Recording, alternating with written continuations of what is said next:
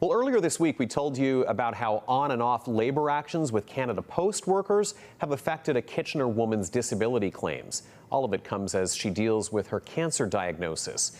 But questions are being raised now about what legal remedy may be available to her. CTV's Spencer Turcotte looking into this for us once again. And Spencer, you had a chance to speak with a disability lawyer about this particular case. I did, and he admits that most people think of disability insurance as a safety net, but when employees go on strike, it's not as clear-cut, and when unions take strike action, the rules can change.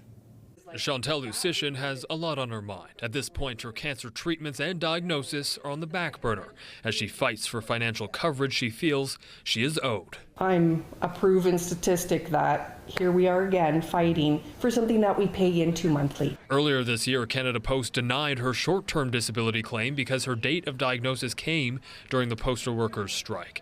That decision was later reversed, but now her long-term disability claim is being denied too.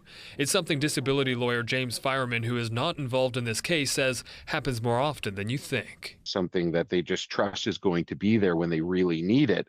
And then to get to the point where they actually need it and to discover that it isn't going to respond the way that they were counting on it responding. The 24-year Canada Post employee was told by a spokesperson that Canada Post gave the Canadian Union of Postal Workers the opportunity to cover the cost of employee benefits during the strike and said the union refused. And so because of that, the insurance company who insures the long-term disability benefits and presumably other benefits as well was never receiving the premiums while the strike was ongoing. So if what Canada Post claims is true, then the insurance company wouldn't be obligated to pay those benefits while the premiums weren't being paid, as long as the disability arose during the period where premiums were in fact not being covered. Without hearing from all sides, Fireman says it's hard to say for sure, but suggests it's unlikely Canada Post or its insurance company will pay up again.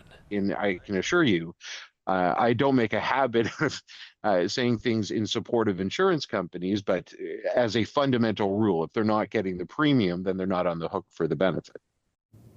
And we still have not gotten a response from the Canadian Union of Postal Workers, so the uninvolved lawyer we spoke with says he can't draw any conclusions. The union continues to investigate Canada Post's claims that they refuse to cover employee benefits. Tony. All right. Spencer, thank you. CTV's Spencer Turcotte with an update on that story for us.